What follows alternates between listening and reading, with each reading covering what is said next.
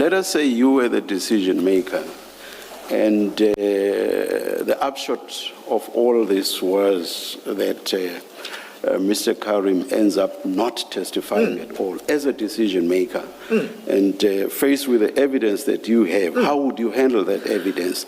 I think it would be quite odd if, for example, we were suddenly to say, a lot of evidence was heard before the commission, but because Mr. Karim could not have his last word on it, therefore, everything that relates to the bit in respect of which he did not have his last word will just be ignored altogether. So how, if you were the decision maker, how would you handle the situation? I'm raising this in the light of your point about adverse inferences being drawn. No, Chair, I think we must disaggregate the adverse inference point. I'm talking about the adverse inference in the specific instance of not participating in a voluntary medical examination. That's what I was addressing. What Chair is putting to me, I think, is something slightly different, which is like, and I've not been an acting judge yet, but when that happens, should it happen, obviously, Chair, what you're putting to me is the ordinary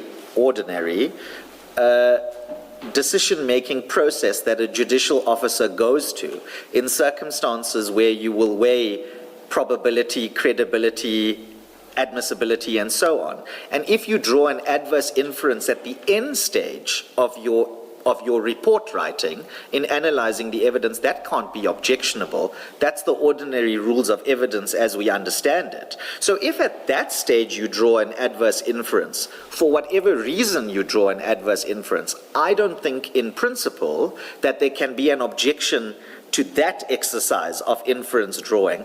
I was addressing the adverse inference point about the prior step regarding the voluntary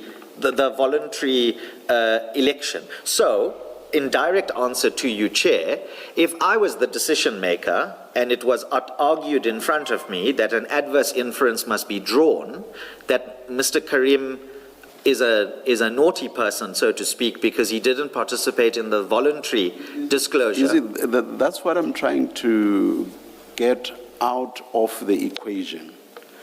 There is an inference is being drawn and becomes adverse because of one saying, because of his failure to testify, we are drawing an adverse inference.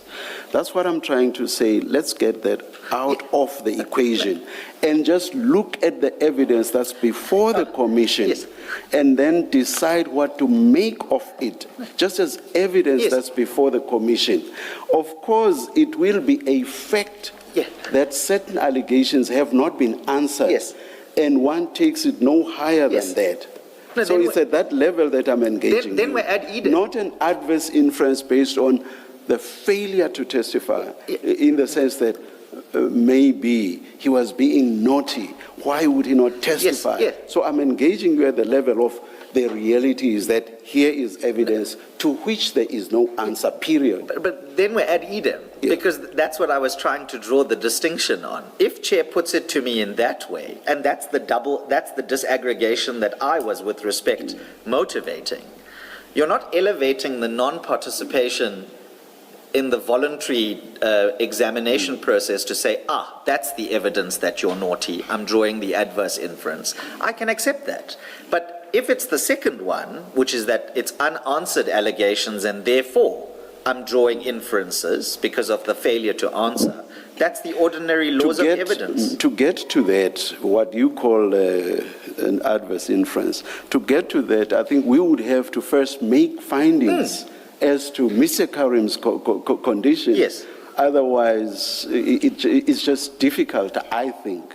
I don't know what Mr. Chaskalson will say. Agreed. And because you'd have to consider potentially credibility or the, as I was saying, credibility, probability, veracity of the version. You'd have to engage with all of that. All I was simply saying about it depends on where that comes in. If it's the first step medical examination, that's where I may have a problem.